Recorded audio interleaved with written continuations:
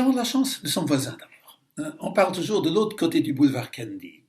Ce sont nos amis juges européens. On s'échange beaucoup quand même, mais beaucoup à titre privé, mais aussi dans les relations institutionnelles, ça permet d'avoir des échanges, encore que certains disent que les membres de la Cour et des tribunaux dans des juridictions européennes fonctionnent beaucoup, vase clos c'est un mot trop fort, mais en inner circle si j'ose dire. Bon, cela peut être vrai, mais je constate à chaque fois que nous avons des relations excellentes avec les juges européens qui sont très intéressés à avoir un input sur tout ce qui se passe au niveau national luxembourgeois, le pays dans lequel ils résident, et pour avoir des précisions aussi comment ça fonctionne et s'ils ont bien vu tel problème ou tel autre, ils ont bien compris telle problématique qui est étalée dans les journaux, donc on s'échange quand même beaucoup. Il n'y a pas de problème particulier.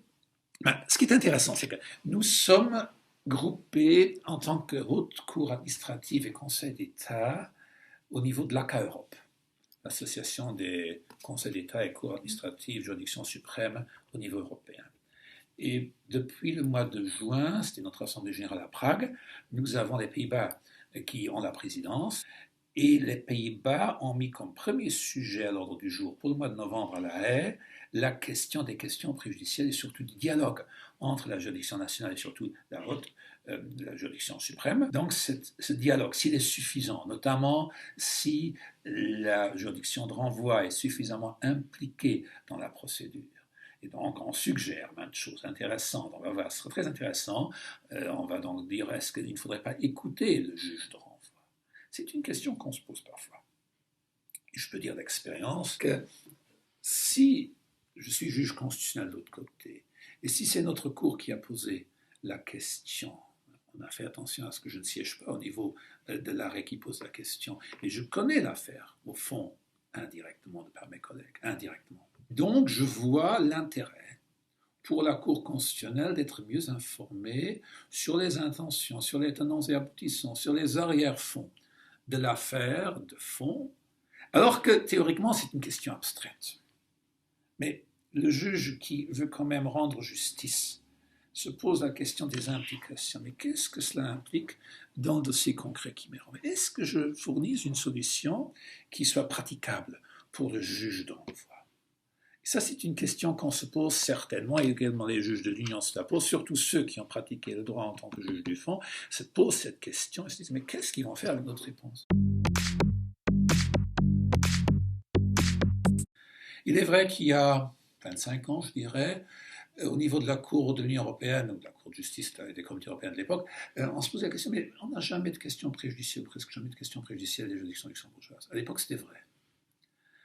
Je ne sais pas quelles étaient les raisons exactes. Le fait est qu'aujourd'hui, nous avons posé quand même la dernière année au moins une demi-douzaine, sinon plus de questions, parce qu'on a un sujet qui nous tient vraiment maintenant en haleine, c'est celui des aides étatiques pour études supérieures. Ça, c'est un sujet très intéressant, et je pense même que pour un doctorant, ça pourrait être on n'est pas encore au bout du tunnel, mais ça pourrait être vraiment un os à croquer, parce que là, on voit qu'on est aux limites de plusieurs systèmes. Donc, le Luxembourg avait un système, un peu comme en Belgique, dans lequel, lorsqu'un enfant majeur continuait ses études, les parents percevaient pour son compte les prestations familiales. En 2010, on a introduit des aides étatiques pour études supérieures, consistantes, et parallèlement, l'on a quitté le système des prestations familiales dans le chef des parents pour compte de l'étudiant. On ne se doutait pas trop des grosses difficultés qui allaient advenir, les premières décisions adviennent, et alors sans les travailleurs frontaliers, vous devez voir que pour le salariat au Luxembourg, le groupe le plus représenté actuellement, ce sont les travailleurs frontaliers qui viennent des 3 pays voisins. Vous avez donc eu les travailleurs frontaliers qui disent « mais jusqu'à maintenant, nous avons perçu des prestations familiales en tant que complément tout à fait logique de leur salaire, tel que la législation européenne l'impose aussi, et donc maintenant on n'a plus rien. » Parce que la loi 2010 dit que c'est l'étudiant résident luxembourgeois qui seul reçoit. Et les syndicats introduisent ici des centaines de recours devant le tribunal administratif contre des refus ministériels. Ici donc, le tribunal se dit, mais il y a une question primordiale qui se pose, c'est celle de la compatibilité de la loi de 2010 par rapport au droit européen. Et donc, il pose des questions préjudicielles. Et l'arrêt est rendu le 20 juin 2013, c'est l'affaire Girsch maintenant, comme on l'appelle, et la Cour dit effectivement, il y a un problème. Et donc, il y a une sorte de discrimination, et elle qualifie ces aides qui sont perçues en tant qu'avantage. Ce ne sont pas des prestations familiales, comme certains l'auraient dit, mais en tant qu'avantage associé quand même au statut de travailleur, pourvu que ce statut ait une certaine permanence, un certain rattachement. Donc on va regarder au niveau du travailleur, s'il a un rattachement suffisant. L'arrêt Girsch n'est pas trop précis, il dit quand même les grandes lignes, et il nous dit on pourrait penser 5 ans pour 5 ans parce que dans la législation européenne, pour certaines choses d'autorisation de séjour, vous avez cette délai de 5 ans. Donc il est simplement indiqué 5 ans. Alors le législateur luxembourgeois a réagi. Et en 2013, tout de suite, pour qu'on soit prêt pour la rentrée 2013-14, il y a une nouvelle législative qui est prise et dans laquelle on dit, mais voilà, maintenant également les enfants de travailleurs frontaliers qui travaillent au Luxembourg durant 5 ans continus, calculés à rebours à partir du jour de la demande d'aide supérieure, vont avoir accès aux aides comme les résidents. Bon, on croyait bien faire. Et voilà, explosion. Première question. Quid des enfants de travailleurs? On n'y pensait pas. Qu'est-ce qu'un enfant de travailleur? Et dans la Cour, il y a 2 opinions qui sont présentées. L'une de dire, mais c'est l'État qui dit, mais oui, le tribunal a bien choisi la chose, un enfant c'est un enfant, au sens juridique évidemment. Et d'autres dire, mais non, on est quand même plutôt dans l'économique ici, c'est une question de charge, et donc dans tous les ménages recomposés, la question se pose avec acuité, si c'est donc l'enfant de mon nouveau conjoint qui n'est pas le mien, je n'ai pas de lien de filiation, mais je supporte, et économiquement c'est la même chose, donc il faut traiter à l'identique. Et donc vous aviez les 2 sons de cloche, donc la Cour a dû, et de toute façon son juridiction dernier ressort, avec obligation de poser la question préjudicielle. On suit d'étape en étape, il y a un très bon échange également, ça je dois le dire, avec la Cour de justice. On vient d'avoir les conclusions du premier avocat général, M. Watley, qui a pris des conclusions très intéressantes et qui propose à la Cour de dire que c'est plutôt l'enfant à charge qu'il faut prendre en considération. Ça pose beaucoup de nouvelles questions. Et il y a là, si la Cour suivait M. Watley, il y a là de nouveau des ingrédients pour de nouvelles questions qui se poseront par la suite. Nous avons eu une question préjudicielle posée par notre tribunal administratif, question préjudicielle devant la Cour constitutionnelle, en matière de quotas d'émission dans le protocole de Kyoto. Il y a des directives européennes, il y a un système européen qui est mis en place, et vous avez un gros producteur sidérurgique luxembourgeois qui s'était vu allouer et inscrire des quotas d'émission pour une année donnée, et en cours d'année, il suspend ses activités pour le site en question.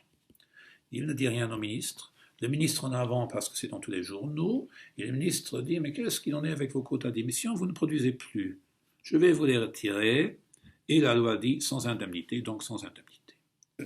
Le sidérurgiste luxembourgeois saisit le tribunal administratif en disant c'est contraire à la fois au droit européen et au droit national, Constitution article 16. L'article 16 prévoyant qu'on ne peut être exproprié, c'est la seule manière de vous ôter votre propriété, que suivant une juste indemnité. Alors le tribunal fait un raisonnement très intéressant et qui est juste en soi, mais qui est théorique. Il dit, voilà 2 questions qui se posent. L'une que je peux résoudre moi-même, c'est le droit européen. Après tout, je suis juge de droit commun du droit européen. Et puis l'autre, à laquelle moi je ne peux pas répondre, c'est celle de la constitutionnalité de la loi. Donc je suis obligé de saisir la Cour constitutionnelle, et d'un autre côté, pour le droit européen, je ne suis pas obligé de saisir la Cour de l'Union. Que fais-je? Je saisis d'abord la Cour constitutionnelle, puis je verrai bien ce qu'elle me dit, et puis je verrai pour le droit européen. Nous voilà donc saisis, je siège au niveau de la Cour constitutionnelle, de cette question préjudicielle. Et on se dit, mais qu'est-ce qu'on est en train de faire ici? Vous savez, vous avez là une loi dont vous ne savez pas si elle tient la route par rapport à l'agencement européen. Et c'est cette idée-là qui a fait son bout de chemin, qui a abouti à un arrêt de la Cour constitutionnelle, qui saisit de la question préjudicielle la conformité de la loi pour laquelle, en fait, la Cour constitutionnelle a été saisie pour assister conforme à notre Constitution.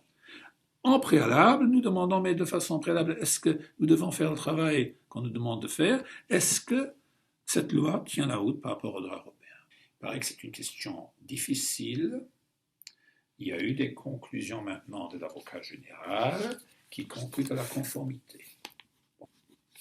On attend l'arrêt, donc deux choses l'une. Soit la Cour de l'Union va dire mais il y a conformité, donc nous devons faire notre travail par rapport à l'article 16, soit la Cour de l'Union dit non, il n'y a pas conformité. Et si ça concerne la question de l'indemnité précisément, eh bien c'est sans objet chez nous. Donc ça c'est l'alternative. Mais cela vous dit que c'est d'une démarche tout à fait pragmatique que nous avons posé la question. Alors, la première réaction au niveau de la Cour de l'Union, c'était de nous dire mais bravo, bravo, le Luxembourg, pour la première fois, la Cour constitutionnelle du Luxembourg nous envoie une question. Et ils ne font pas de chichi. Alors que dans d'autres pays, on aurait fait de chichi. Pourquoi est-ce qu'on ne fait pas de chichi? Mais parce qu'on est essentiellement moniste. On n'a pas de problème, on n'a jamais eu de problème à ce qu'il y ait des règles supérieures qui se retrouvent à l'horizon, à côté de notre ordonnancement national. On a été dans le Zollverein, dans l'Union douanière, dans l'UIBL avec l'Union économique belgo-luxembourgeoise et toutes les autres, le Benelux et puis les organismes évidemment de l'Union européenne. On est habitué à jongler avec la Cour des droits de l'homme. On n'a pas de problème avec ça. On est essentiellement moniste.